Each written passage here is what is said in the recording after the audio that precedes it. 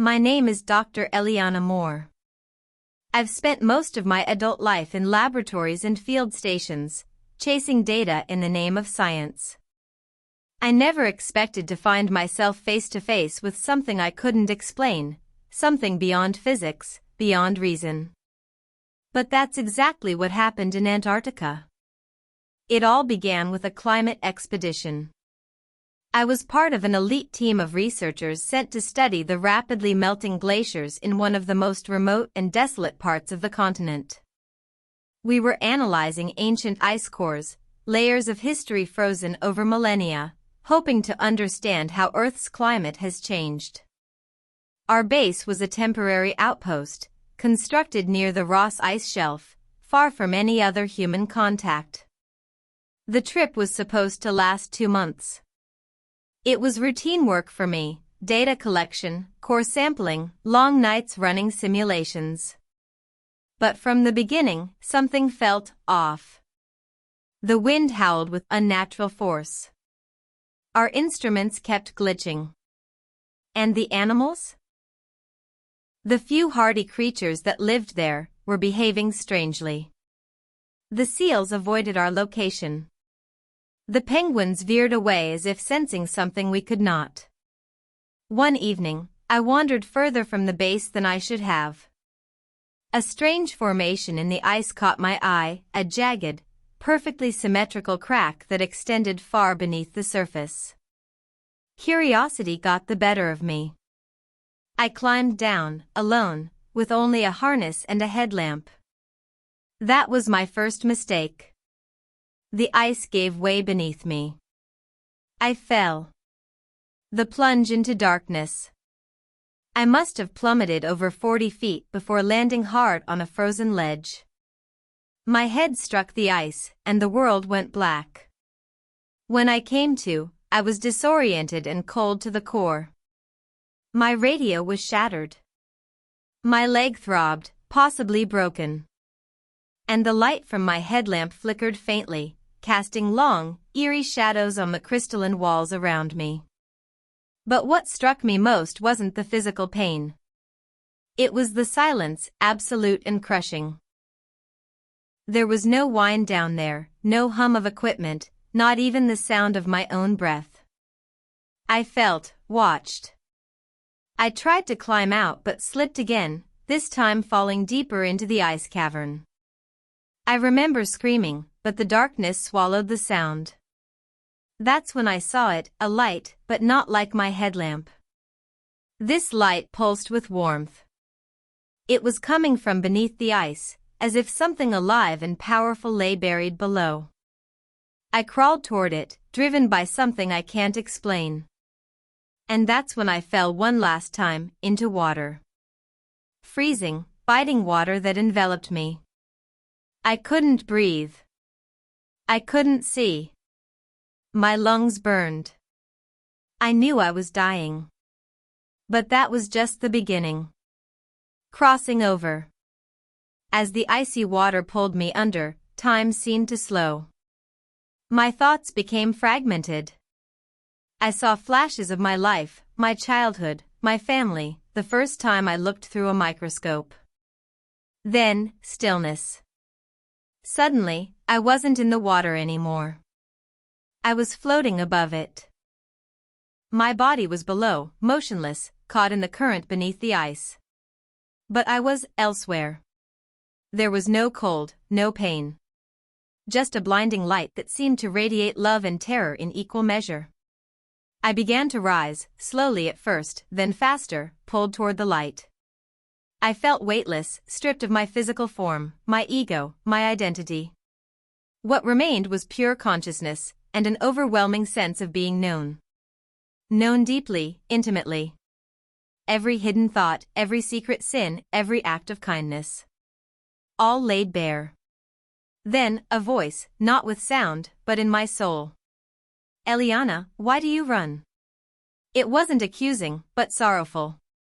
As if I had disappointed someone I didn't know I owed anything to. I don't believe in anything, I tried to respond, not with words but intent. And yet, here you are. The reckoning. The light grew closer, until I found myself in what felt like a great hall. It wasn't physical, but somehow more real than the material world I had left behind. I was surrounded by figures, brilliant, tall, radiant, beings of light. They weren't human, but they emanated compassion and power. One stepped forward. I instinctively knew it was a messenger, or something even more ancient. "You were not meant to die today," the being said. "But you were meant to see." "See what?" I asked. What followed was not a vision, but an immersion. I was shown the earth, not as we see it, but from a divine perspective. I saw pollution spreading like a sickness. I saw wars fueled by hatred. I saw people crying out for help, for hope, for truth, and being answered by silence. And then I saw the source of the silence. Humanity had turned its back on the Creator. Suddenly, I felt the weight of it, not just the data, not just the science, but the spiritual sickness we ignore.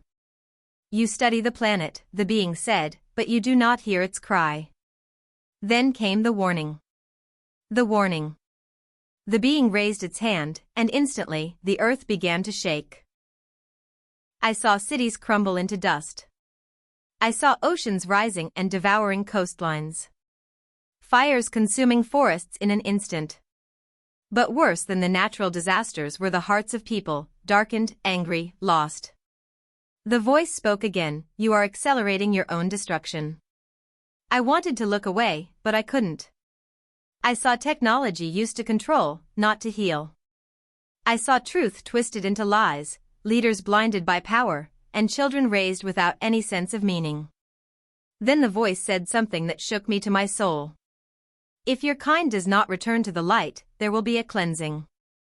The word cleansing echoed through my spirit like a thunderclap. It wasn't revenge. It wasn't anger. It was justice. Like the earth itself had been pleading, and now the cries had reached heaven. "You were chosen to speak," the being said. "You must tell them. They have little time." A glimpse of eternity. After the warning, the scenes shifted. The light dimmed, and I was brought to a place I can only describe as the edge of eternity, where souls linger, where choices are weighed. There were countless beings there, people like me, all at various stages of realization. Some were crying out, begging for a second chance. Others were silent, consumed by regret. And then there were a few radiant figures, standing tall in peace, as if they had known the truth all along. The being beside me explained, "Every soul is given light. Some reject it. Some hide from it. Some embrace it. You are among the ones who had to see death to begin to live." I asked, trembling, "What am I supposed to do now?" The answer was simple, return. Speak the truth. Do not be silent. Suddenly, I felt myself falling, backwards, like being pulled through a tunnel of rushing wind and sound.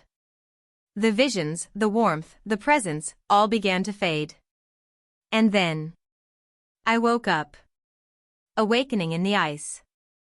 I gasped, choking on freezing water. I was still in the crevasse, wedged between jagged ice and shallow water.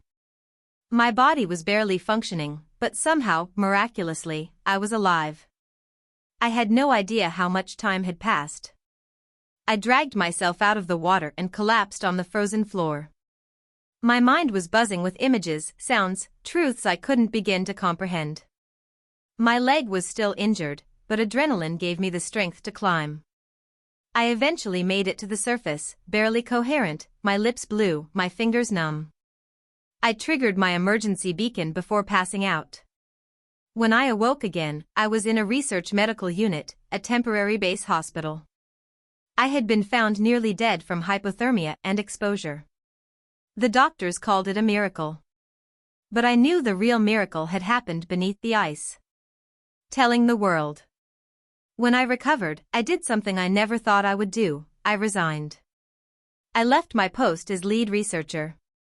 The woman who had entered Antarctica, confident, skeptical, and grounded only in science, had died in that crevasse. The one who returned had seen something far greater. I began speaking publicly, carefully at first. I told parts of my story in scientific circles, omitting the spiritual details. But the more I held back, the more restless I became. Eventually, I shared everything. I was mocked. Discredited. Colleagues called me delusional. But I didn't care. Because people, regular people, began to reach out. Some had similar near-death experiences. Some had spiritual encounters they were too afraid to share. Others just felt something inside them stirring. The warning wasn't just for me. It was for all of us. What I saw is coming true. It's been 2 years since my experience, and I watch the news with a heavy heart. The earth is groaning. Climate disasters are escalating. Floods, fires, earthquakes, more frequent, more severe. But it's not just the natural world.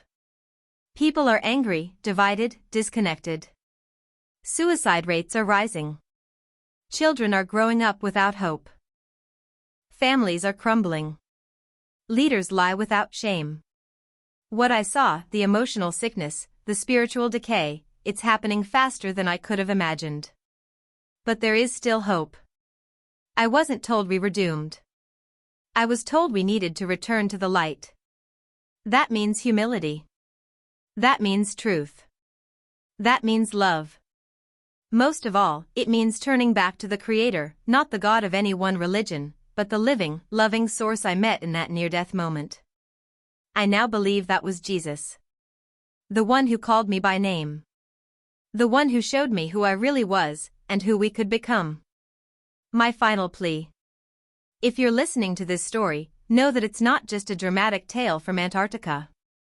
It's a message. A warning. A lifeline. You don't have to fall through ice to wake up. You don't have to almost die to realize you're not truly living. We are running out of time. The earth is hurting. Our spirits are aching. And there is a window, a small one, to change. But it starts with each of us. It starts with truth. It starts with love. And it starts with returning to the light. My name is Dr. Eliana Moore. I am a scientist. But more than that, I am a witness. I saw what waits beyond this world. I heard the cry of a Creator who still loves us, even now. And I returned with one purpose. To tell you. Wake up. Before it's too late.